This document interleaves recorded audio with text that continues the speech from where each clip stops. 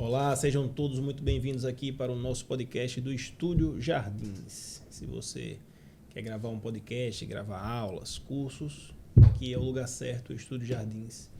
Venha para cá. Mas hoje nós vamos bater um papo e entrevistar, vai ser um bate-papo, né? Com Roberto Góes, o advogado que, né, está em grande ascensão no mercado sergipano. Ele não pode falar porque não pode se promover, mas eu falo, né? E estamos aqui ao meu lado, Daniel, também defensor público, né? A gente vai bater papo, mas na verdade a conversa é direcionada para ele. É verdade. Daniel, bom ter você aqui. Satisfação, meu amigo. Isso, meu querido. Roberto, seja bem-vindo. Obrigado. Ao nosso podcast aqui do Estúdio Jardins. Primeira coisa que eu queria perguntar, a gente já se conhece, né? Desde a época que eu era analista do MP e o Roberto estagiário. Roberto, como é que você se interessou pelo direito? Grande Gerson, inicialmente agradecer pelo convite de estar ladeado da sua pessoa e de um grande amigo, né? Dr. Daniel Lustosa, grande defensor, né? E em quem eu tive a grata surpresa de me tornar amigo já numa etapa da minha vida em que às vezes é difícil se construir novas amizades. E Daniel, eu tenho a satisfação em dizer que faz parte dos meus amigos, assim como você, Gerson. A gente já se conhece de longas datas, mas Daniel, a gente começou a ter uma amizade recentemente, né? Me convidou também para fazer parte de um projeto dele, grandioso também, e estamos seguindo na luta, né? Tentando conquistar cada vez mais nosso espaço, né? E como você disse, a gente se conheceu, né, na época em que eu era estagiário do Tribunal de Justiça de Sergipe, Daniel.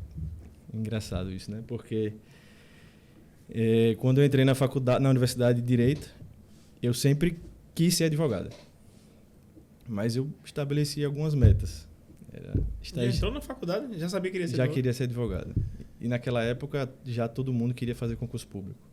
Eu acho que 98%, 95% da turma enveredou para o concurso, né? Que também é muito bom. Mas eu sempre tive essa veia, essa vocação mesmo de querer seguir a carreira da advocacia.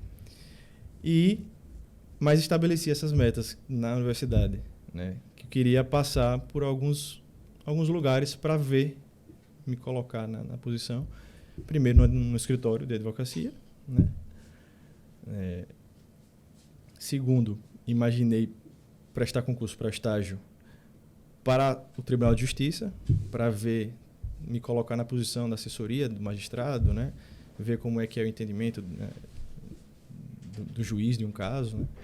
Ver a movimentação de um trâmite de um cartório, assessoria, audiência, né? Atendimento ao advogado, atendimento ao defensor público, atendimento à sociedade. E também ver o lado da advocacia pública, né? E aí prestei concurso também e também tive a grata oportunidade de estagiar na Procuradoria Federal, pela AGU, mas fiquei lotado na Procuradoria Federal do DENIT, né? Legal. Então, essa foi a minha história na universidade e lá eu tive a certeza que eu queria advogar mesmo, né? E, como você disse no início, a gente se conheceu lá nos anos, acho que 2007, 2008. Você ainda acha que era analista analista do Ministério Público. Eu estagiava na assessoria da Sexta Vara Civil, na época era a Vara de Famílias e Sucessões. E lá fiz grandes amigos também na minha vida. Defensor também hoje, né? Nosso grande amigo Jaime Neto. E um outro analista, só que do TRT, hoje no Maranhão, o Wilker Danilo, né? Que a gente brinca que se chama um do outro de Chico, mas é uma piada interna. E lá a gente se conheceu e era um trabalho muito bom, né? Foram amizades mesmo que me ajudaram na minha carreira profissional e pessoal. Até hoje sigo mantendo contato tanto com o Gerson, quanto com o Jaime, tanto com o Danilo. E agora, nessa nova etapa da vida, um outro grande amigo que se aproxima, que é o Dr. Daniel. Então, essa é a minha história na universidade, né? Ultrapassada a barreira da universidade, faço a OAB, né? Quando você fez o OAB, aí essa parte eu vou até pular. Mas você fez o OAB, quando você começou a advogar, como é que foi? Você começou a advogar sozinho? Não. Foi para algum escritório? Como é que foi esse começo e as dificuldades do começo? Veja, são grandes as dificuldades, né? Eu sempre tive um amigo da escola e da universidade que sempre estivemos juntos, né? Que é meu sócio hoje, né? Desde quando a gente decidiu, quando a gente se formou e decidiu advogar, a gente montou a sociedade, que é Felipe Almeida, que é um grande amigo, irmão meu. Mas, assim, a advocacia não é fácil, né? Eu digo porque... Você fez a OAB, já montou o escritório? A gente fez a OAB, porque naquela época não podia fazer, salvo engano, antes de estar no 10º período. Tem uma história dessa.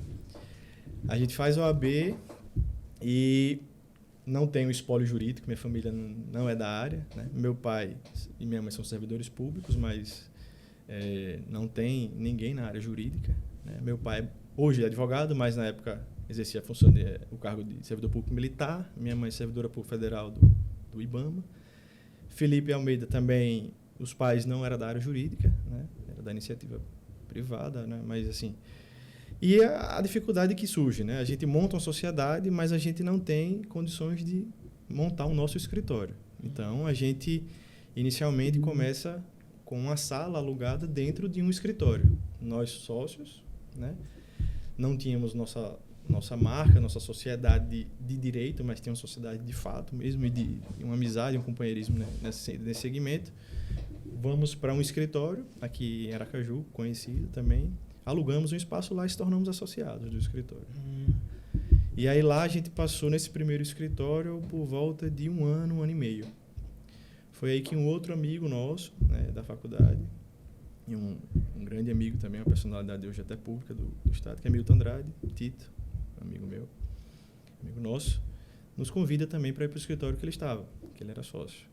E lá a gente vai também, eu e Felipe, como sócios, né? E alugamos uma sala e lá começamos também a trazer pessoas para trabalhar para a gente, né? Um estagiário, que na época era meu irmão, uma outra colega também que começou com a gente, uma outra que era estagiária desse escritório que ficava com a gente. E aí passamos lá, acredito, Gerson, hoje nós temos 8 anos do nosso escritório, por volta de 2 anos e meio nesse escritório, quase 3. Alugando espaço, óbvio que no meio desse caminho a gente... Vocês têm que trazer a própria clientela? A gente tinha nossos clientes, desculpe. A gente tinha nossos clientes, o escritório também às vezes fazia parceria com a gente, mas aí chegou um determinado momento, isso em 2015, né? No segundo semestre de 2015, que a gente sentou, eu e o Felipe, e a gente disse, rapaz, agora é a hora da gente colocar o nosso nome na parede, né? E fizemos todo um projeto para isso, né? Botamos na ponta do lápis mesmo que nós tínhamos de clientes na época, clientes fixos, fizemos uma projeção para frente, botamos os custos na ponta do lápis e alugamos uma casa. Ficava na Rua Campos, número 82, no São José. E lá nós demos o nosso pontapé com a nossa marca, né? Com o nosso nome, que é Almeida Brito e Góes. E aí, neste escritório que nós estávamos, né, a gente também conheceu o André Brito, que também uma pessoa do nosso convívio, da nossa relação pessoal e com semelhança de pensamentos, né, de ideias, né, para a advocacia. E nos juntamos. E aí, nesse escritório, né, que nós montamos com nossa marca, com nossa sede, aí se tornou o Almeida Brito e Góes, né, a BG Advocacia. E passamos... São 3, né? São 3 sócios hoje. Né? Hoje não, desde dezembro de 2015. Né? E aí montamos o nosso escritório, ficava no bairro São José e não era sede própria. Passamos 7 anos no mesmo espaço, porque a advocacia, eu vejo, Gerson, Daniel, que a gente precisa criar raiz. Não adianta a gente montar um escritório hoje aqui e daqui a um ano a gente se mudar. A gente tinha isso em mente, a gente tem que passar um bom tempo. E lá ficamos 7 anos. E no ano passado já vínhamos pensando em adquirir uma sede própria, né? E depois de muitos estudos, de muitas coisas, surgiu uma oportunidade de um imóvel. E hoje nós temos nosso escritório com sede própria desde janeiro, né? A gente passou desse ano. Que diga-se de passagem, Gerson, já conheci, e ele não vai fazer, obviamente, elogios ao próprio empreendimento dele, mas eu vou fazer. Tá bonito lá. Bonito não, é suntuoso. É um prédio belíssimo, totalmente reformado por eles, com uma cara assim de escritório padrão. Assim, não, padrão. Gentileza sua. Não tô falando a pura verdade. É na Coroa do Meio, não é isso? Sim. É na rua Antônio Andrade, aquela rua ali que tem a Secretaria de Justiça, tem acho que é a Faculdade 8 de Julho, que era o antigo muito ciclo. Bem localizado. Tem outros grandes escritórios de colegas na região. Um imóvel projetado numa área grande, um terreno bem E aí, grande, isso pensando, obviamente, no conforto e na capacidade de expansão das nossas atividades. Né? Agregamos algumas áreas que não atuamos, né? Como a parte de direito público, né? Então agrega-se também essa área, a gente traz um colega para atuar nesse segmento. Então 4, então. E aí, só são os 3, né? Por enquanto sim. Mas assim, e aí a gente tem a mentalidade hoje, ao longo desses 12 anos, Daniel, que as coisas mudaram na advocacia, né? A advocacia em Sergipe, nós temos um estado pequeno, mas com um grande número de advogados, né? Obviamente que... O Brasil todo tá assim. E o Brasil, né? O Brasil é a maior quantidade de advogados, acredito que muitos países aí. Acho que é o primeiro ou o segundo do mundo. Mas assim, então é um desafio, porque você não tem a gente não herdou uma herança jurídica. A gente tem o que a gente tem, o nosso nome, né? Então a gente foca no nosso cliente. A gente não advoga não é uma advocacia de massa, é uma advocacia individualizada, né? Então, com o nosso conhecimento, com as nossas conquistas, com nossos estudos e relacionamentos, networks que foram se criando, hoje a gente tem no escritório 3 para 4 sócios, digamos assim, que está em processo de entrada desse novo sócio, e mais 7 advogados, né? 4 contratados, 3 associados e um estagiário. E estamos sediados hoje na Coroa do Meio, como o Daniel nos elogiou. E, assim, a advocacia hoje, a gente vê ela como um ambiente de negócio. Sim, mas eu queria ter uma pergunta. Durante esse tempo, como é que vocês foram definindo, assim, a linha do escritório? Né? Era justamente essa uma curiosidade, porque ele estava explicando que na faculdade já tinha um interesse em advogar. Aí surgiu essa dúvida também. Se lá na época da faculdade já se pensava numa advocacia especializada para determinado ramo, ou só se pensava em advogar, mas ainda sem uma linha definida? Perfeito.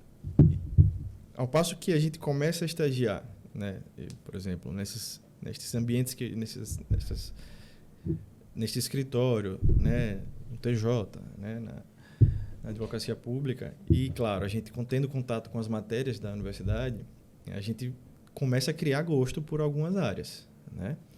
E na faculdade eu sempre gostei muito na parte penal, né, da parte processual penal e da parte processual civil, tá? Quando estou nos últimos períodos, né, da faculdade, minha monografia é com um tema na área criminal do júri, inclusive. Teve em 2018 a grande reforma do processo penal, e eu faço uma monografia voltada para a produção probatória no plenário do júri. Legal. A minha OAB eu faço na área penal, tá? Então, desde então, a gente já pensa em seguir nesse segmento, nessa área. Por exemplo, Felipe... Tinha uma preferência. Felipe estagiou em escritórios voltados para a área trabalhista, tá?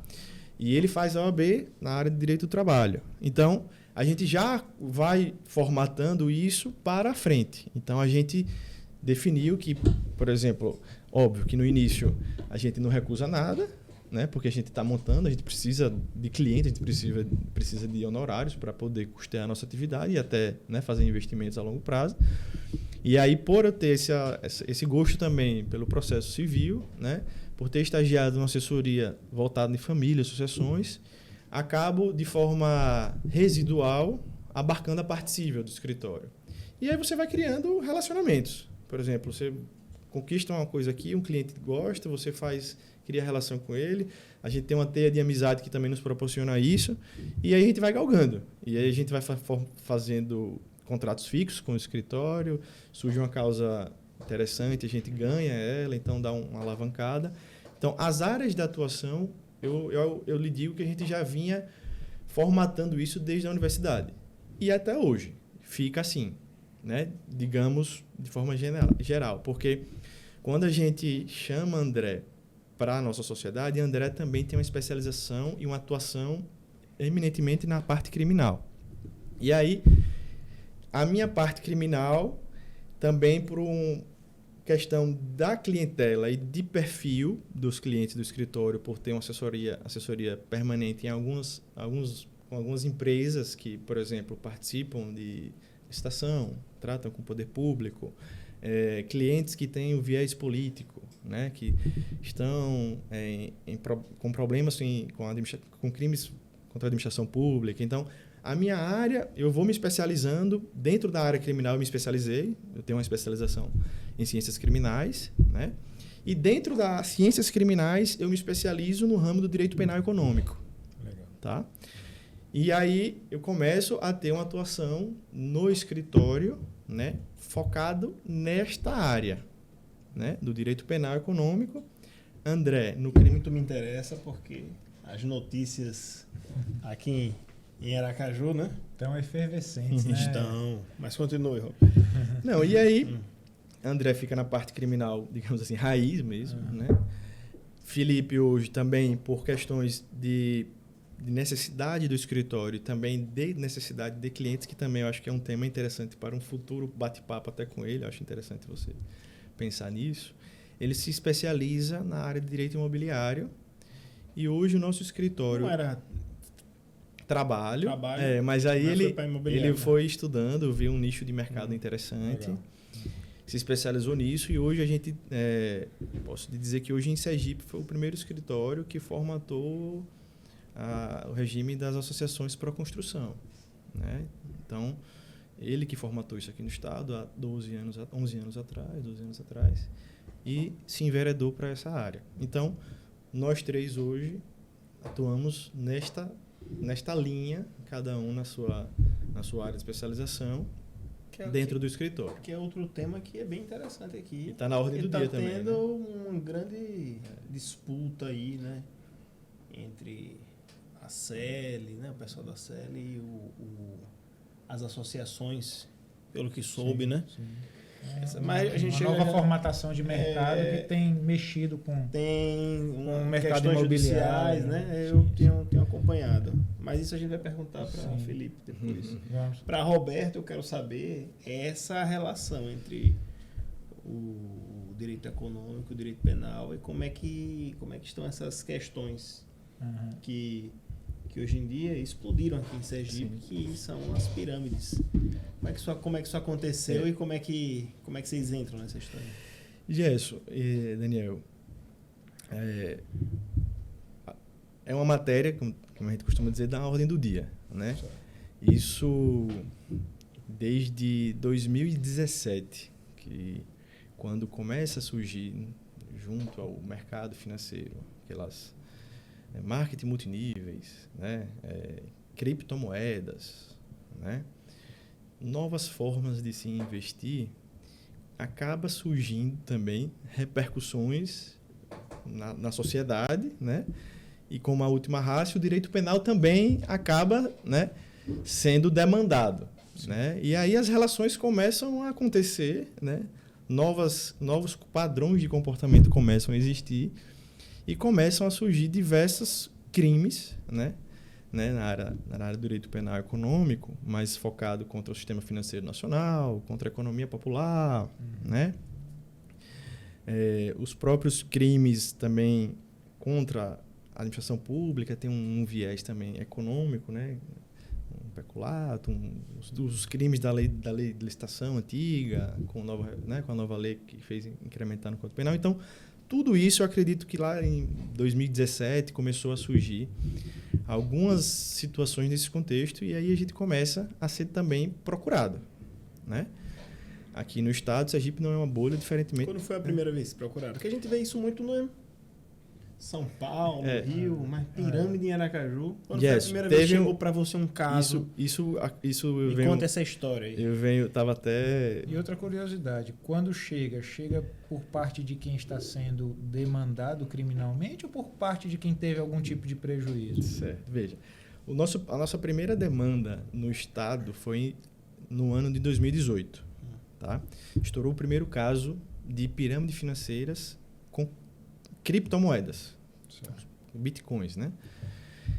E que mais para frente eu vou contar aqui para vocês, vou explicar que pirâmide financeira não significa ser por criptomoedas, né? São outras coisas. Mas a primeira demanda que surgiu lá para a gente no escritório foi em 2018, quando estava um inquérito policial instaurado e eu fui procurado inicialmente por um dos investigados, que mais para frente se tornou um dos réus na ação penal.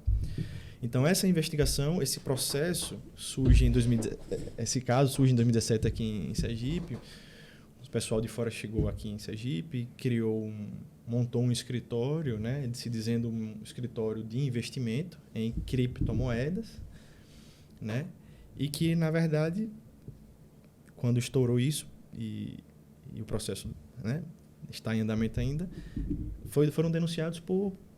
Na época, não tinha a nova legislação, mas por estelionato, né, organização criminosa, mas com o viés da pirâmide financeira. Então, neste caso, que surgiu lá em 2018, a gente patrocina a defesa de um dos réus. Né? Esse processo são 11 réus. A gente patrocina a defesa de um deles. Esse processo, a ação penal, a denúncia foi recebida em 2019, o processo ainda está na fase de instrução. Tá? Na época, o prejuízo financeiro, acredito, Gerson, que foi estimado aproximadamente 5 a 8 milhões. Para a época era muito...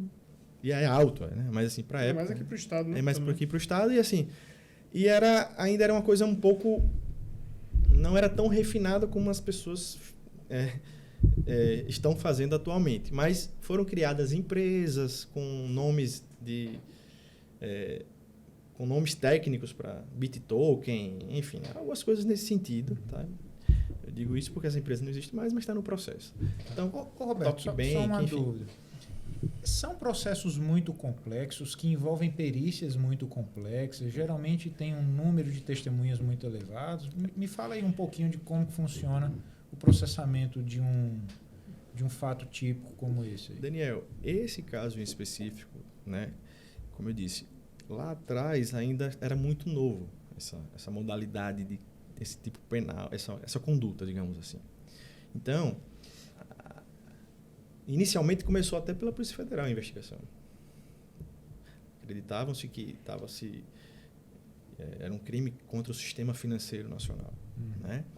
Mas, ao longo das investigações, a competência foi declinada para a Polícia Civil, né, do Estado de Sergipe, onde deu continuidade às investigações. Tramita na Justiça Estadual. Certo. Né? Os valores ficaram aportados nestas pessoas jurídicas que estavam com sede aqui, em Sergipe. Tá? Eu dizia, e volto a dizer que era um pouco mais arcaico, porque chegaram até pessoas a entregar valores em mãos, em espécie, né, para investimento. Neste caso, o que eu vejo, né, do ponto de vista da investigação criminal, complexo é você rastrear o dinheiro. Né?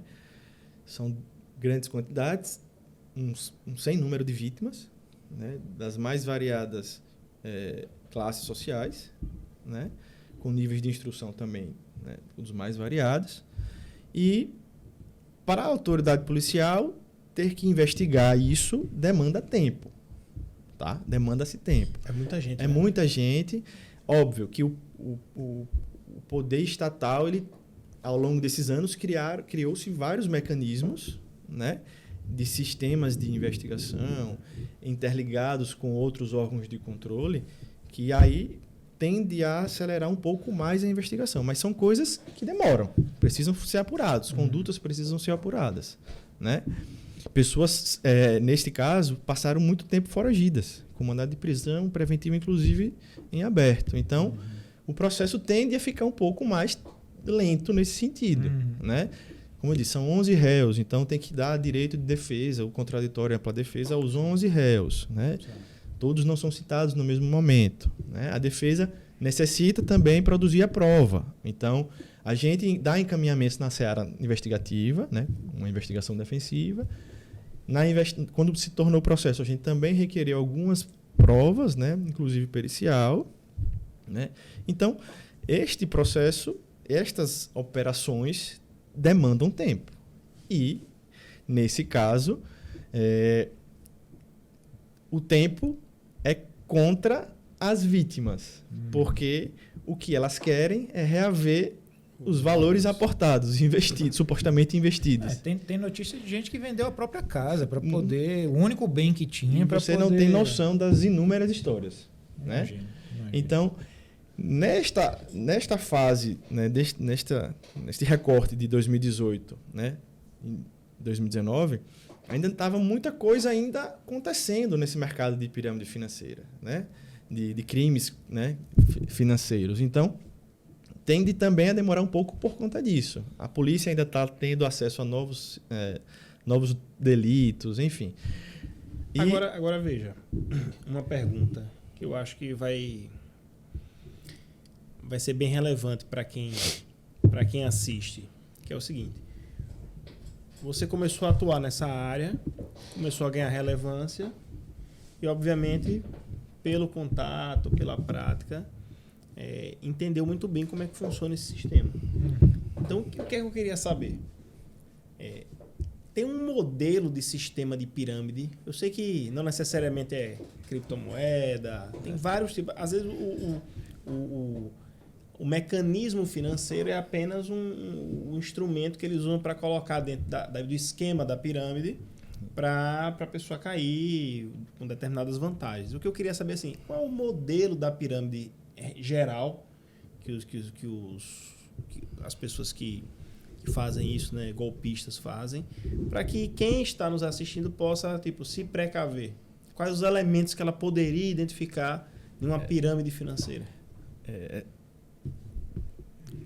A minha atuação, né, na seara do direito penal econômico não se restringe na defesa dos investigados, né? E óbvio, a gente que gosta de novas teses jurídicas, novos assuntos, novos fatos relevantes voltados na nossa área, direito penal econômico, a gente vai estudando e vai vendo um padrão de comportamento, tá?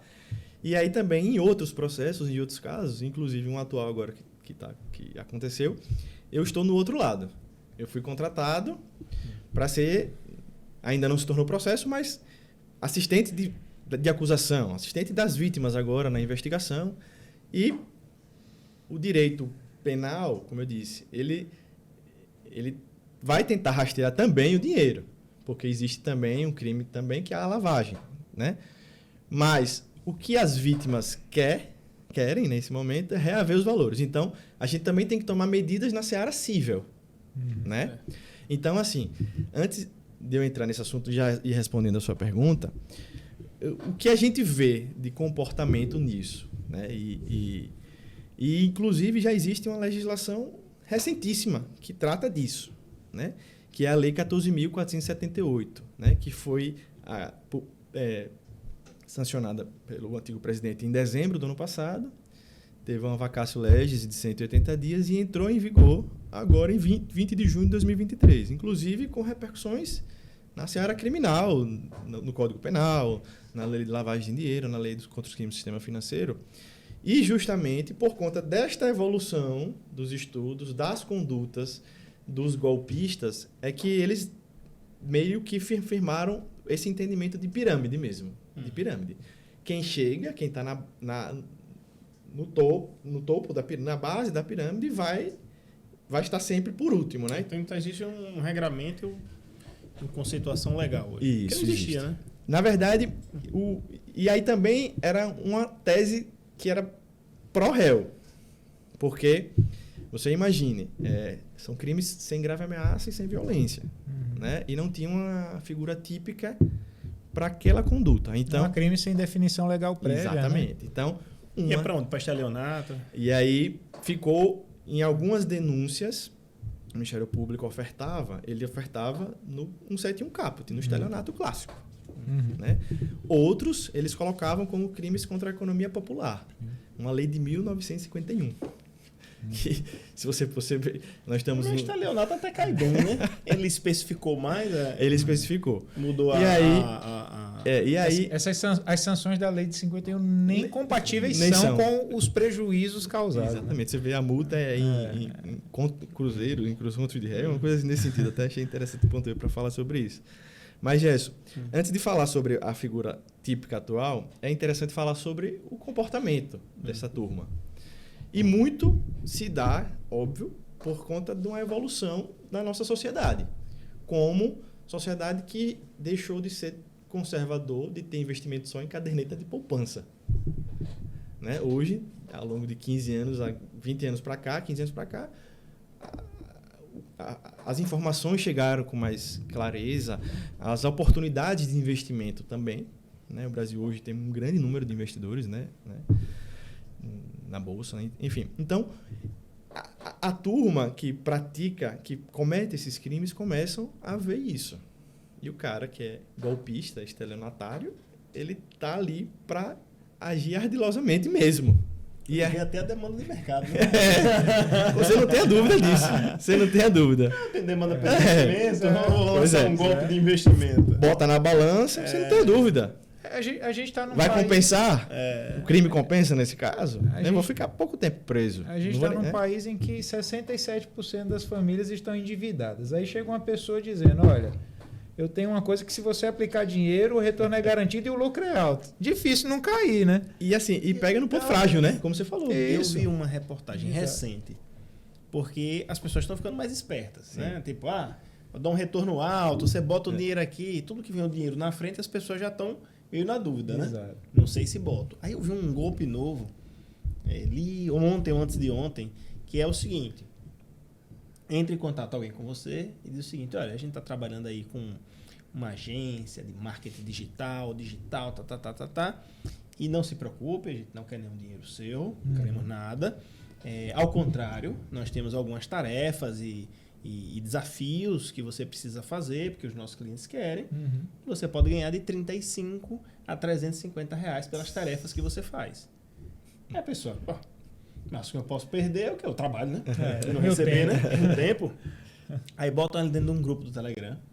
Um monte de gente. E aí lá dentro, você faz, ele manda uma tarefa para você fazer, você manda o comprovante, aí recebe lá os R$35, R$70, R$100 e postam no grupo que você recebeu.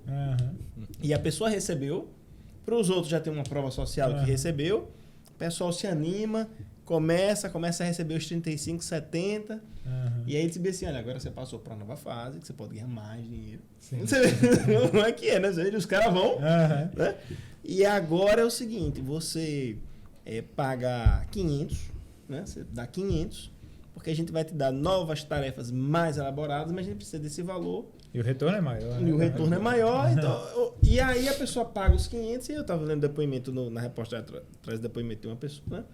Dizendo o seguinte, eu estava precisando de emprego, arrumei, comecei a receber 100, 200, 300, já tinha recebido uns R$500. A promessa é ganhe sem sair de casa. Ganhe sem sair de casa online. Trabalhando pouco. Um trabalho. Aí os 500 que eu ganhei, já dei de volta no primeiro desafio. Aí já me pediram mais 1.500, depois me pediram mais 2.000, fui dando, pensando que eu sei que perdeu 2.500 nessa história. E aí quando eu disse assim, cadê minhas tarefas para eu ganhar os 10.000? Não tinha mais nada.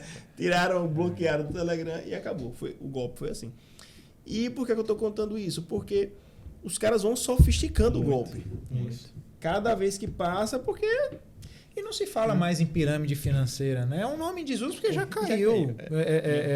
Hoje até o marketing multinível, que não necessariamente é uma pirâmide financeira, mas estão usando a estrutura do marketing multinível para fazer pirâmide financeira. Exatamente. Já ouvi nomes como Mandala e outras especificações aí que servem para... Tem um documentário na Netflix chamado, se eu não me engano, é Beating to Zero. Já viu esse documentário? Não, esse eu não assisti. É espetacular esse documentário, porque ele tem um investidor, Bill Ackman, chamam ele de Baby Buffett, né? Que ele aposta muito forte. E nos Estados Unidos você pode, aqui também, né? Você pode apostar contra, né? Dizer assim, olha, essa empresa vai quebrar, né? Então eu estou apostando tudo contra essa empresa, porque ela vai quebrar. Né? Aí você faz a última você briga do Elon Musk com Bill Gates foi isso, né? você opera vendido, né? Isso. E aí, só que lá tem um negócio que aqui eu não sei como é que foi. Aqui eu acho que nem pode isso.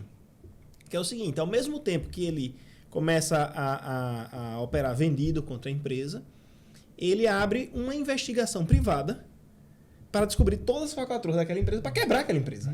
Porque quando a ação cair, ele ganha, comprar, né? Ele tá operando vendido. E aí essa história é em cima da Herbalife. Ele apostou tipo uns 2 bi. Que se cogitou como uma pirâmide financeira. Se cogitou. Né? Rapaz, é espetacular o documentário, porque quando você vai vendo, você vê assim, não é possível, isso é pirâmide. Isso é pirâmide, isso é pirâmide.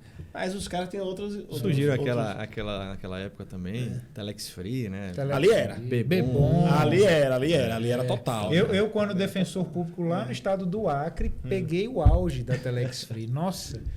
Chegava a demanda diária. Meu amigo entrou na época que eu era da MP. Naquela época que a gente trabalhava ali. Foi em meados de 2000. Eu tô ganhando dinheiro. 2010, 2011. E a ideia da pirâmide é muito apropriada. Porque quem entrou logo no início, que estava no topo da pirâmide, ganhou. Eu mesmo conheci um oficial de justiça lá do Tribunal de Justiça do Acre. E fazia mega eventos para atrair pessoas. Ele vendeu na época, eu acho que, salvo engano, tipo uma moto popular, uma CG, uma Honda CG. E alguns meses depois ele tinha uma Ferrari. Ficou muito conhecido. Ele pediu exoneração. E aí ele saiu na hora certa. E acumulou muito dinheiro. Mas a grande maioria logo depois quebrou. E aí, a pirâmide ruiu. A pirâmide não se sustenta, né? Matematicamente ela não se sustenta. E aí, já voltando para a sua pergunta, entra no momento da gente, numa era digital, né? Até a cultura do like, né? Que muitas pessoas que são golpistas se utilizam de redes sociais muito bem elaboradas, né? Com um poder de persuasão muito grande de convencer e atrair pessoas para essas pirâmides, né? Como a gente estava dizendo, por exemplo, eu lembro esse negócio Telex Free, Bebum faziam assim, mega eventos em vários salões de festas com uma infinidade de pessoas para a pessoa cada vez mais entrar. Então, não poupam recursos. Não poupam recursos, tem um poder, a lábia muito grande, digamos assim. Mexem com as emoções. Né? Criam perfis, né, em redes sociais que quanto mais seguidores ele tem, algumas pessoas levam muito isso em conta e acaba não apurando a realidade daquela pessoa. Se aquela pessoa tem uma capacidade técnica, um estudo, né, direcionado para aquilo que está vendendo, né? Montam escritórios pomposos, né, em grandes centros empresariais. Isso é um padrão mesmo da conduta. Isso que, respondendo a sua pergunta. Teve um Brás Company. Brás Company. Aqui, por exemplo... golpe ali, ele foi golpe. Não, ele está foragido. Inclusive, ele e a esposa, né? Aí você percebe esse modus operandi. Vida de ostentação muito marcante. Então, isso transmite para quem está, por exemplo, numa dificuldade. Meu Deus, eu preciso entrar nisso para mudar a minha vida. Sim. Né?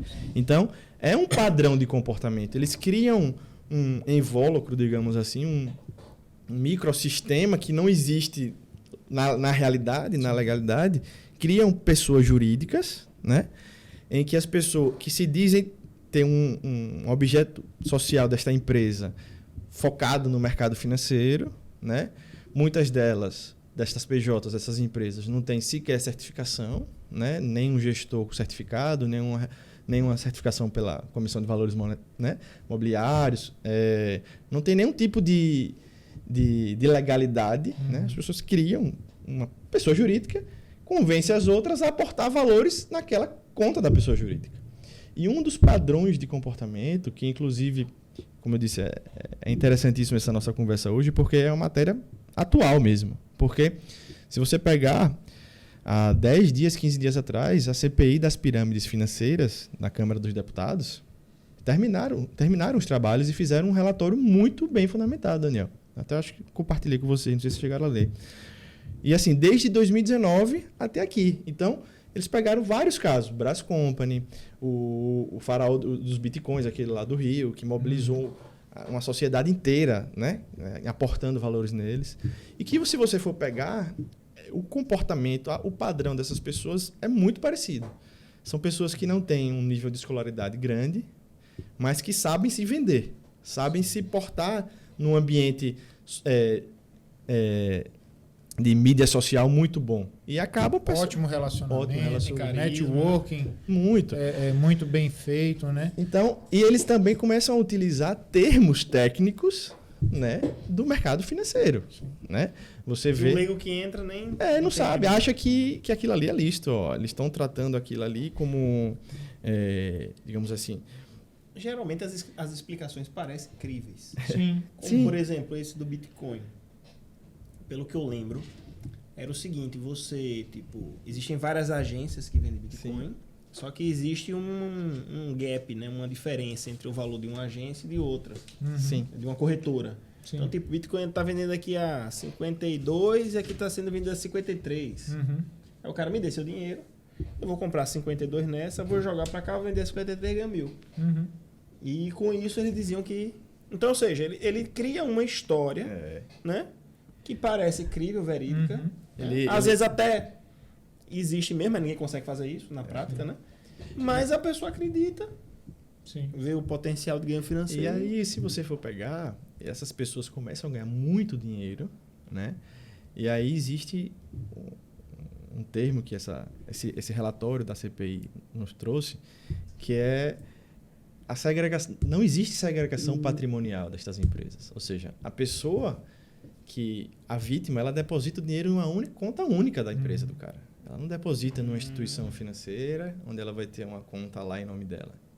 Não é como eu investir, por exemplo, em ações na bolsa, em que a corretora não fica com meu dinheiro. Não. Meu dinheiro fica custodiado lá na B3. Exatamente. E aí eu estou seguro. Se a corretora quebrar, e tem investimentos, né, que tem o fundo garantidor, você tem, sim, né? Então, esse padrão de comportamento que esses estudos nos trazem... O dinheiro do cara fica na PJ. Na PJ do cara. E ele recebe uma planilha em e aí, Excel. É isso que é mais curioso. Porque eles criam microsistemas. Hoje a pessoa cria um aplicativo, enfim. Só que esse aplicativo não tem fundo de verdade. Não reflete uma realidade. Ele cria taxas de rendimento. Ele que chega, por exemplo, nesse caso aqui mais recente, que estourou aqui agora, né, em Sergipe, que tem uma empresa local, né, e traz uma franquia de um escritório com mais pompa, com um outro viés. Mas que a empresa local é claramente, né, você vê a pirâmide financeira. Porque o cara criou uma PJ, né, muito bem feito a mídia social dele, ele se passando por um bom consultor, né, e utilizando termos do mercado financeiro, mas que na prática eram as avessas. Por exemplo, neste caso em específico, ele utilizava o famigerado clube de investimento. Clube de investimento existe na Bolsa de Valores, sim, na B3 existe, né? Do jeito que ele fazia, né? As avessas, porque, por exemplo, um clube de investimento ela tem uma resolução na CVM. Existe uma resolução que trata daquilo. É um clube de investimento, você tem que ter sede no Brasil. A do cara era uma empresa dos Estados Unidos, com endereço que ninguém acha. Sim. Sendo que a empresa dele local era intermediadora disso. As pessoas aportavam valores na empresa dele, na conta da empresa dele. Pô, Roberto, e a ideia desse clube de investimentos eles vendem uma ideia tipo... Não, através de um clube, como o aporte vai ser maior, os lucros vão ser maiores? A ideia é essa? Também. E a ideia do clube... Porque você, como investidor individual, pequeno, uma sardinha, como se fala no mercado financeiro, você não vai conseguir os mesmos rendimentos que um grupo de pessoas conseguirá. Perfeito. Através de um aporte grande. Veja, isso? Longe de mim querer explicar sobre o mercado financeiro. Mas o clube de investimento, didaticamente falando, se assemelha a um condomínio. Todos ali são sócios cotistas, tá? E que este clube de investimento ele tem que ter um gestor com capacidade técnica para gerir e aportar e alocar esses recursos dos sócios cotistas. Óbvio, com a anuência de todos. Porque o dinheiro não é dele, o dinheiro é dos cotistas que estão no clube. Tem um limite para isso, né? Um limite de sócios cotistas. E a ideia é essa, é de ter um gestor que saiba alocar os seus recursos e que venha lhe trazer uma rentabilidade boa. Mas não como foi feito aqui. Por exemplo, um clube de investimento da forma como ele estava fazendo era totalmente às avessas. A segregação patrimonial não existia. Ele só criava o nome, utilizava o nome para facilitar E é curioso, o golpe, né? Gerson, que eu assistindo uma dessas entrevistas que estourou aí agora, o próprio, em matéria de defesa, o próprio colega dele cita que como é que ele estava fazendo uma pirâmide se era tudo que envolvia tudo contas bancárias. Tá entendendo? Mas assim, é interessante isso porque são detalhes de um ramo muito específico que a gente precisa se aprimorar para entender o conceito das coisas e vislumbrar a prática das condutas, sabe? Então, um ponto interessantíssimo é essa segregação patrimonial que não existe. Inclusive, com esse marco legal dos criptoativos, é uma exigência das exchanges, né, segregar de cada um. Porque, mesmo assim ainda, você aportava o dinheiro lá, nessas exchanges, e o dinheiro ficava lá. Quando surgia uma oportunidade, eles trocavam em bitcoins, né? E quando comprava, e se você quisesse resgatar, esse valor ficava lá ainda. Então, você não resgatava de imediato, ficava lá, custodiado, né? Fica custodiado na conta dessa empresa. Então, esta regulamentação, que entrou em vigor agora em junho, além da seara criminal, também vai tratar da seara administrativa, né? Dessas exchanges, né? E como eu estava dizendo, é interessante porque pirâmide financeira não significa única e exclusivamente de Bitcoin, de criptoativos. Né? Por exemplo, a gente tem um caso agora de grande notoriedade que é 123 milhas. Né? Isso aí foi bom, minha mulher. Bota para vender, eu nunca gostei para botar. Pois é. Eles pedem tudo, eles pedem minha senha. Não, você precisa me dar. Não, passam a gerir dados pessoais. Tudo. Né? Isso é. Não, bota para vender. Eu disse, mas aí os caras entraram em contato, ela cadastrou. Tá, não, a gente vai vender suas milhas. Agora eu preciso do seu CPF, da sua senha. Eu freiei quando eu vi isso também. Não. Veja. Aí eu disse, como é que faz? Não, a gente emite isso. Na hora que surgiu um comprador, eu vou dar a sua senha. Diga, pois é. Vendo a milha, não. Mas isso ganha muita notoriedade. Também é um padrão de conduta que eu vejo, Daniel, Gerson. Que, por exemplo, essa turma ganha muito dinheiro. Esses caras, quem está praticando isso, né? Que está no topo da pirâmide. E aí eles vão ganhando notoriedade, vão se refinando cada vez mais e contratam famosos para fazer publicidade disso. Sim. E aí tem um apelo, né? Sim. Né? Não, aí já ganhou credibilidade. Muito. Popular. Não. Parece a Anitta. Você vê. Neymar, Eu acho que Blaze. E não necessariamente o famoso fazendo a quilo. mídia. Isso. Porque se a gente lembrar bem, eu acho que o marco legal, e o Brasil acho que foi pioneiro, né? A nível mundial, sim, né, sim, Roberto? sim. Regulamentando essa questão dos criptoativos e tudo mais. Sim. Mas eu acho, se eu me lembro bem, o marco legal veio logo após a quebra da FTX lá nos Estados Unidos. Sim. E lá, além de ter grandes artistas que faziam a propaganda, grandes artistas tiveram prejuízos. Eram E eu lembro que a investidores, Gisele Bündchen e o marido, também. né, à época, Tom Brady, né? perderam muito dinheiro com a FTX e outros grandes artistas. E é interessante ler o... Então é um sistema que se retroalimenta. É interessante vocês Muito lerem quando interessante. tiverem a oportunidade. Eu já até mandei para vocês, mas foi muito em cima. De vocês se debruçarem sobre esse relatório, porque ele trata caso a caso. E o do 123 milhas é interessantíssimo. Porque aquilo ali tomou uma proporção. Então 1, 2, 3 já está nesse relatório Já recente. está nesse relatório que foi feito inclusive estourou agora em agosto, CPI. quando a CPI estava finalizando os trabalhos. E aí eu acho que eles postergaram. Pegaram no final. No final. Inclusive o Ronaldinho Gaúcho também tem um caso que ele presta Depoimento de Ronaldinho Gaúcho no Congresso. na CPI. Na CPI. É espetacular. Histórico. Meu amigo, Ronaldinho Gaúcho. Você é patrocinado pela Nike? É. Sou. Que cara que se envolveu a Nike. Não, e outra coisa, assim, é porque o Ronaldinho Gaúcho, ele tá com um documento falso no Paraguai, tá envolvido com não sei o quê. Ele tá em tudo, pô. Impressionante. Já daqui a pouco ele tá no jogo dos amigos. Ele toca tambor na final da Copa, né? Campeão no torneio do presídio do Paraguai. De futebol, né? Então, Se brincar, apostado. Né? rapaz, Então, assim, a turma pega famosos mesmo para dar uma roupagem de credibilidade, de algo lícito. Ó, fulano de tal é muito rico e é que nosso você garoto acha? propaganda. O que você acha que Ronaldinho Gaúcho estaria? Eu não sei. Tô falando, quem tá observando? Tá bem assessorado ou se mal ele- assessorado? se ele Essa é a tá- pergunta. Se ele né? tá, meu amigo, é garantido. E- não tem, e não é- vai ser golpe. Tem não. uma legião de fãs mundial.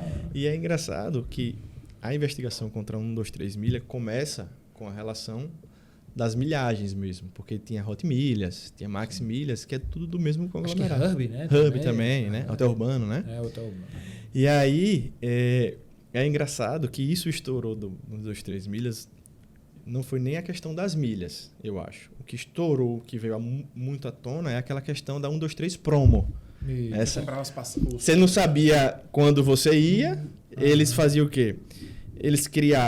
Como eles tinham muito dinheiro, muita capacidade de investimento, eles, veja isso, Gerson, você que gosta, contrataram um robô de inteligência artificial para começar a estudar as companhias aéreas e já projetar os voos que eles ofereciam, né? Porque eles ofereciam com voos praticamente com 2 anos, né? Então, Quando não se sabe como vai estar o Como mercado nada, econômico, nada. como que vai estar, né? então assim, você tinha que decidir no Se dia... vai ter uma pandemia, se não vai. Então, isso aí, eles botaram os pés pelas mãos de Mas forma... isso aí já não é, tipo, ele tá fazendo uma aposta. Mas veja, Isso. ele vende e as pessoas não pagam o bilhete para a companhia aérea. Não, pagam pra eles têm garantia. E aí não existe a segregação patrimonial. O dinheiro está na conta deles. E a partir disso eles começaram a ruir porque os voos não começaram a ter. Mas As olha- grandes companhias aéreas também entraram no O preço circuito. subiu. Então assim, e com certeza também Esse aí ficava até meio limítrofe, assim, né? Eu achei. Mas veja como tem uma similaridade. A partir do momento que a 123 Milha emite o bilhete pela companhia, o cliente Ótimo. está seguro. É. Mas a partir do momento que ela começa a vender um produto ou um serviço no futuro, imaginário, exatamente. veja como se aproxima muito da pirâmide. Que a É pirâmide, isso. ou ela não tem um Não produto tem. que lastreie o sistema, Ou é algo ou ela muito vai ter um produto distante. muito É, complexo, não é uma coisa palpável. não é Às vezes a pessoa palpável, comprou né? a... Tá comprando uma fazendo aqui ilusão, o né? advogado do... Às vezes a pessoa não, eu comprei dessa empresa, ela que me garanta, ela que me Sim. entrega, não me importa. Mas veja, Ela me entrega como ela quiser. Se ela não me entregar, eu devolvo meu dinheiro. e aí peço indenização. veio à tona esse caso da 123 Promo, mas aí no bojo das investigações da CPI é interessante que eles falam das milhas, né? E aí o que foi capturado de provas? E-mails da turma da Hot Milhas, Max Milha, mandando para quem vendia as milhas para eles, ó, porque você tinha que passar o seu login, sua senha, Sim, seus dados isso, bancários, isso né, aí para que quando a eu pessoa achei. comprar, eles pagarem Sim. a você, e eles não diziam que era isso, eles queriam pagar. Eles não, esses valores de milhas a gente não sabe ao certo por conta disso. Isso também é uma fraude, porque se você não usar as milhas, quem vai se beneficiar é a sua companhia aérea. Sim. Ou o seu programa de milhagem. Uhum. Então ele se aproveitou disso para chegar no mercado e dizer, ó, é melhor você vender para a gente do que você não viajar e perder as milhas. Sim. Então, eles chegavam ao ponto, e isso está comprovado, né, nesse relatório, até com os Isso e-mails, de encontro ao regulamento das milhas e isso das companhias das aéreas. companhias aéreas. Então, eles mandavam e-mails para os consumidores, os clientes dele, só, se a companhia aérea... Isso tem no e-mail que eles mandavam, ó, se a companhia aérea te ligar perguntando se é você mesmo que... Diga que é. Diga que é, ou diga que você cedeu para um parente, a um irmão, isso está catalogado no... Que não pode. Não Eu pode, fui né? ler quando veio essa história lá em casa de vender milha. Uhum. Eu fui ler o regulamento. E tem escrito, se você transferir e fizer para mais de 25 CPFs, eles podem cancelar todo o seu programa de milhagem. Pois é. Então, assim... Porque aquele não pode ser um negócio para ele, né? Sim. Na regra dele. Né? E aí a recomendação da CPI também inclui a questão das milhas. Sim. Uma regulamentação maior, alguma transparência, uma política de governança mais Sim. né, criteriosa, mais transparente, mais pública. Né? Então, isso foi uma das recomendações da CPI das pirâmides financeiras. Então, assim, só para complementar o raciocínio, a gente hoje está muito com a ideia, né, as pessoas, que pirâmide financeira é criptoativos, é bitcoins. Não é isso, não se restringe a isso. Entendeu? Podem ser outras promessas. Outras né? promessas. Roberto, deixa eu te fazer uma pergunta, talvez você tenha essa resposta. Você mencionou aí essa questão da necessidade de segregação patrimonial e que Certo. isso já está regulamentado. Mas me lembro que na época que noticiaram a aprovação da lei, que seria esse marco, né, legal, A questão da segregação patrimonial não foi nem a sanção, porque tinha sido barrada já lá no projeto. Houve uma regulamentação posterior? Como que foi? Então, e aí a gente pode entrar no tema da legislação nova, né? Que eu acho que linka muito com a sua pergunta, porque a lei ela é publicada em dezembro de 2022, né? E essa lei tem, como eu já tinha dito, uma vacatio legis de 180 dias, e ela entra em vigor agora em junho desse ano. Então, o fim do legislador para essa vacatio é que as instituições, né, tentem se adaptar, tentem se acostumar com as novas modalidades, enfim, com os novos regramentos. E o legislador, ele deixa a cargo de uma futura regulamentação dessa legislação. Entendi. Né? O que eu entendi dos meus estudos é que assim, é um marco mesmo, né? Mas que vai necessitar de legislações complementares. Entendi. Né? Tanto Essas linhas gerais, né? que assim, tanto que eles são 13 artigos nessa lei, 14 artigos dessa lei, da 14.478 de 2022, e nela ela traz desde naturezas dos órgãos regulatórios, né, que ele traz a figura do Banco Central como agente, digamos assim, regulador dessa matéria, né? A CVM também está como órgão também fiscalizador, órgão regulador disso, né? E ele altera, né? Ele insere um artigo novo no Código Penal, né? Na parte geral, e ele insere artigos e modifica legislações especiais na parte criminal, né? E nesse sentido é que eu vejo que é uma evolução, né, do ponto de vista para a sociedade, né, ter uma regulamentação mais específica para tratar do tema, porque a gente tinha legislações, como eu disse, da economia popular, uma lei de 1951, né? Então, se você for pegar o estelionato caput, ele não vai trazer uma conduta específica dessa modalidade de fraude, de ardil com criptoativos, né? Então, o legislador, eu acredito que foi, diante de tantos casos que eclodiram e da necessidade da evolução, né, das normas também para abarcarem condutas novas de natureza penal, foi interessante. Eu vejo que foi interessante, né? E aí ele insere 171A na parte geral do Código Penal. Se você me der a oportunidade, eu posso ler rapidamente. Se você quiser ler, está aqui o artigo 171A. Tá aqui, ó. Esse aqui que está maior, esse aqui. Organizar, gerir, ofertar ou distribuir carteiras ou intermediar operações que envolvam ativos virtuais, valores mobiliários ou qualquer ativos financeiros com o fim de obter vantagem ilícita em prejuízo alheio, induzindo ou mantendo alguém em erro mediante artifício, ardil ou qualquer outro meio fraudulento. Especializou, né? Ele uma nova modalidade de estelionato, né? E aí o título desse artigo é fraude com a utilização de ativos virtuais, valores mobiliários ou ativos financeiros. Então, você veja que não é só criptomoedas. Sim. Né? São valores mobiliários. Sim, né? sim. De uma forma, né? Tokens, NFTs. A NFT, se restringir, ele tem que ser genérico. Mas assim, a NFT... Tem discussões Tem discussões porque ele está na 4 seara... a 8 anos, nada, o cara dá um prejuízo.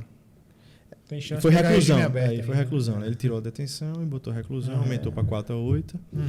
Né? É pouco, eu acho ainda. Veja... Dentro do prejuízo com um cara desse isso que assim, veja, é isso que a gente, como milita na área criminal, veja, é um crime sem violência e sem grave ameaça. Isso do ponto de vista do direito penal. Claro que o prejuízo financeiro das vítimas... Não, o cara destrói vida. É assim... E a gente... Às vezes é a economia de uma vida. Então, assim...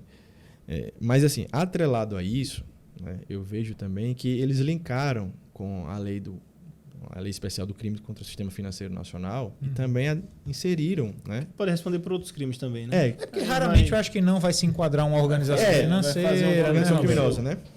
Aliás, uma uma organização criminosa. Isso. E aí vai Concurso ter... de crimes, ele vai... aí né, com as penas, né, muito provavelmente... Talvez crimes contra o consumidor, não sei.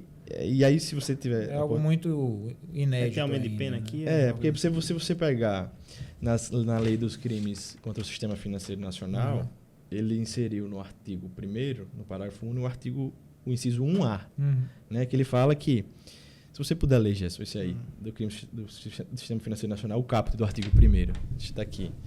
Só para a gente entender. Isso aqui? Isso aqui, lê esse artigo. Tá. Da lei do crime contra o sistema financeiro nacional. Considera-se instituição financeira, para efeito dessa lei, a pessoa jurídica de direito público ou privado que tenha como atividade principal ou acessória, cumulativamente ou não, a captação, intermediação ou aplicação de recursos financeiros de terceiros em moeda nacional ou estrangeira, ou a custódia, emissão, distribuição, negociação, intermediação ou administração de valores mobiliários. Aí ele acrescenta, Daniel, no parágrafo único, inciso 1A, a parte específica disso, que é a pessoa jurídica que oferece serviços referentes a operações com ativos virtuais, inclusive intermediação, negociação ou custódia. Aí ele equipara essas pessoas jurídicas, essas PJs que são criadas até agora com esse para fim. Uma finalidade específica. Né? Então, ele também entra na modalidade de um crime específico contra o sistema financeiro. Bem específico. Ativos virtuais. E aí ele arremata. Acabar esse mercado, sabe? Não vale mais nada. Aí ele arremata com a lei da lavagem de dinheiro. Sim. Que também pode ser uma outra, né? Uma combinação de outro tipo legal. Sim. Né? Sim. Que vem a responder. Que é no seu artigo 1º, no parágrafo 4º, que ele bota que a pena, e nesse caso aumentou. A pena será aumentada de 1/3 a 2/3 se os crimes definidos nessa lei forem cometidos de forma reiterada por intermédio de organização criminosa ou por meio de utilização de ativo virtual. Então ele já teve outro aumento. De 1/3 a 2/3. Eu acho que dificilmente vai ficar só na modalidade específica. E o artigo 9º, que é muito interessante, da lei de lavagem, rapidamente, que é sujeito às obrigações referidas no artigo 10 e 11, que é da lei da lavagem, as pessoas físicas e jurídicas, repare, físicas e jurídicas, que tenham em caráter permanente ou eventual, como atividade principal ou acessória, cumulativamente ou não. Aí ele insere no parágrafo 1, no inciso 19, que seriam as prestadoras de serviços de ativos virtuais. Então, ele especificou mesmo. Né? Então, é algo que vem, como você disse, inovador. A legislação moderna, né? Mundialmente, porque né, o Brasil. Se não me engano, os Estados Unidos e a Europa não tem. Então, assim, é algo que eu vi. Era necessário. Sim. Por conta de tantas fraudes financeiras, pirâmides financeiras que estavam acontecendo. Se você pegar nesta CPI, eles começaram os estudos em 2019. E eles falam de 2019 para cá, o prejuízo estimado é 100 bi. Então, assim, as vidas das pessoas que perderam dinheiro são inúmeras. Pessoas dos mais diversas faixas sociais, com diversos aportes diferenciados. Mas para o Estado, o que deixou de arrecadar isso? Sim. Né? Tem consequências também. Tem consequências. A consequência para a economia também é grande. Um rombo muito... De botar em coisas... Às vezes ele não abre um negócio. Exatamente. Para fazer isso aí. Né? Ô, Roberto, e o dinheiro só circula naquele microsistema. Agora, a dúvida que eu acho que não quer... não podemos deixar aqui passar. Fiquei sabendo que seu escritório atuou recentemente numa operação que teve envolvendo esquema de pirâmide financeira e tem atuado em favor das vítimas. Sim. Conseguiram algum tipo de bloqueio? Conseguiram algum tipo de restituição? Veja, existe esperança para essas pessoas que estão nessa situação? É algo que realmente está na ordem do dia aqui no Estado. Né? Em menos de 2 meses, o Estado teve 2 grandes fraudes financeiras. Na primeira, o meu escritório não foi demandado, mas estimaram o valor em 60 milhões em menos de 2 meses. Rapaz, 60 milhões chegou até a ser preso preventivamente, mas já está solto o empresário que estava coordenando isso. Nesta atual, que foi posterior, é um universo de 400 pessoas, tá? O prejuízo também estimado, né, até então, é em torno de 54, 55 milhões. Então, você vê em 2 meses mais de 100 milhões, né? Em 2 grandes esquemas, supostos esquemas de pirâmide financeira, de fraudes financeiras. E a gente, nesta operação, né, a gente está, como eu disse anteriormente, na qualidade de assistentes dessas vítimas. Na Seara, a gente foi contratado para atuar na Seara criminal e na Seara civil, tá? E na Seara criminal, hoje a gente está representando, acredito com novas pessoas que surgiram depois de algumas entrevistas que a gente deu, próximo de 55 pessoas, tá? E já tem outros escritórios também patrocinando a defesa dessas pessoas. Eu posso falar dos nossos clientes, não posso declinar nomes, nem, né? Mas, assim, a gente fez uma representação criminal junto à delegacia especializada, que é a DEPATRI, que é a delegacia de defraudações, né? Deles contra o patrimônio, enfim. E aí, esta representação criminal se tornou uma verificação preliminar, né, de inquérito. O inquérito, acredito que já foi instaurado também. Já está bem avançadas as investigações, né? Com uma farta prova, né? Já foi, inclusive, oficiado o COAF, né? Que é um órgão vinculado à Receita Federal, que trata de movimentações financeiras suspeitas, né? E esta operação ela tem um diferencial, né?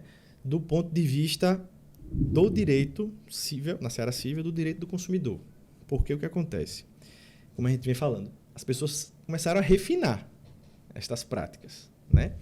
E aí, neste caso em específico aqui de Sergipe, o investigado, né, e o empresário que cometeu isso, ele já tinha uma empresa dele aqui no estado.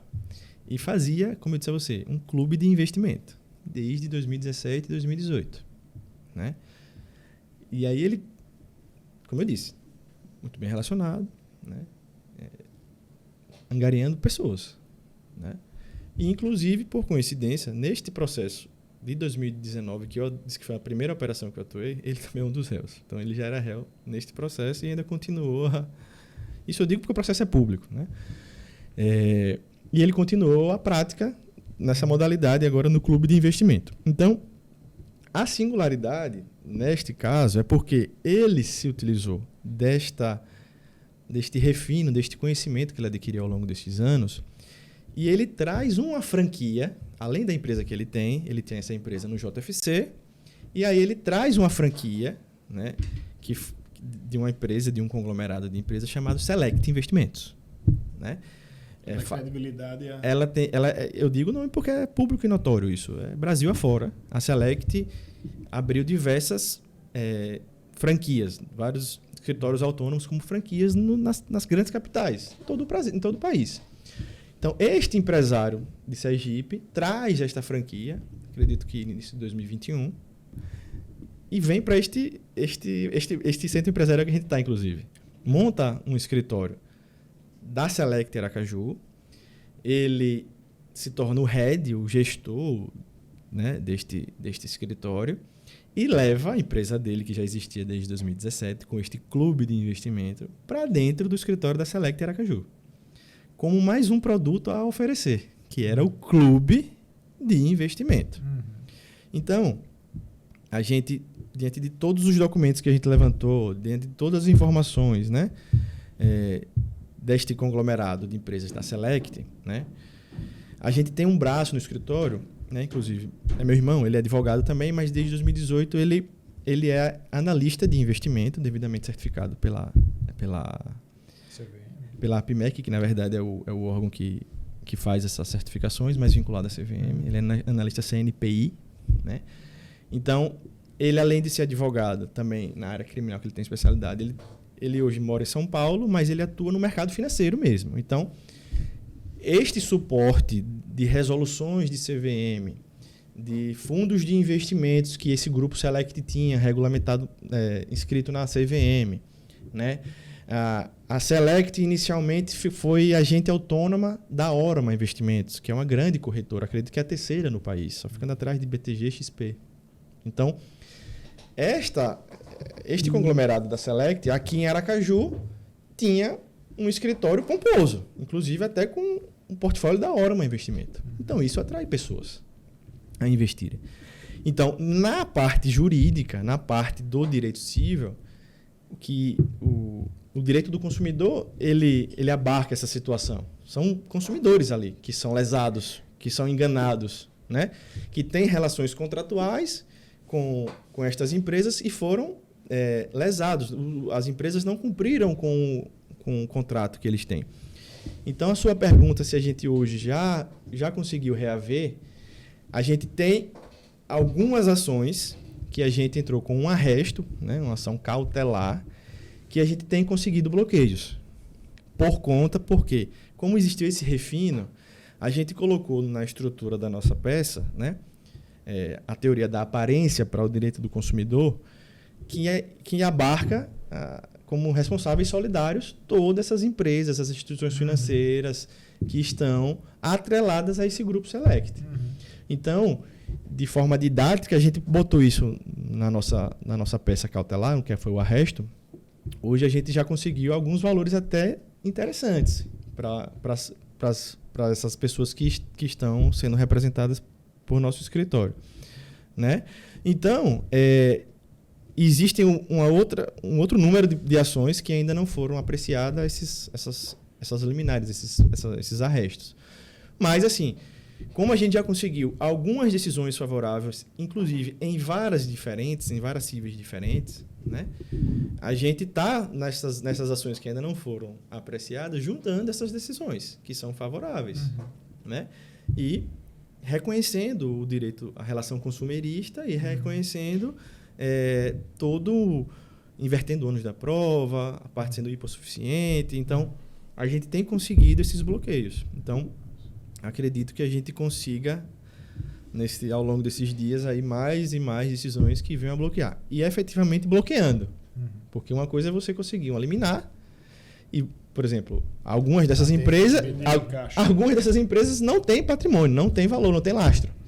Então, é o que gera também a certeza da impunidade, eu acho, né? Porque a turma toma um golpe, um prejuízo desse, as vítimas, entram no judiciário, o judiciário concede liminar, aí quando vai acontecer o se esbajuda e não encontra nada né? Em nome das pessoas. E aí eu só queria acrescentar que eu acho interessantíssimo, e até a título até de compartilhar essa informação. A gente que é da comunidade jurídica, os sistemas começaram a evoluir, Gerson, a trocar muitas informações. E a gente sabe que existe hoje uma ferramenta, que foi produzida pelo CNJ, que é até um nome interessante, que é o Sniper. Né? Não sei se vocês já ouviram falar, que é o Sistema Nacional de Investigação Patrimonial e Recuperação de Ativos. Então, esse sistema, além do Cisbajude, além do Infojude, além do Renojude, o Sniper vem para também tentar recuperar e mostrar esta teia que garantir efetividade. Efetividade e a prestação jurisdicional. Sim. Então, é mais um mecanismo que a gente vem pedindo nas nossas ações que o magistrado tem deferido. E a gente consegue ter um raio-x destas empresas. Sim. Se você for pegar nesta ação, por exemplo, desse grupo Select, eles abriram inúmeros CNPJs. E com várias entradas e saídas de sócios. Inclusive, tem um processo deles, famoso, que é lá em Santa Catarina, que o pessoal fez um compilado muito bom, que até o contador foi inserido na seara criminal, porque tinha um contador que abria a empresa praticamente toda hora para essa turma. Para ele tentar eles causarem a confusão patrimonial, dilapidar patrimônio. Usa a burocracia como um meio, né? Mas, assim, o judiciário tem novos mecanismos que, se você vê um resultado desse sniper, é interessantíssimo. Vou até compartilhar depois de um caso desse nosso. É um relatório muito detalhado, um sistema muito bem feito. Ele vai fazendo interligações com o patrimônio e mostrando os ativos dessas empresas, entendeu? Perfeito.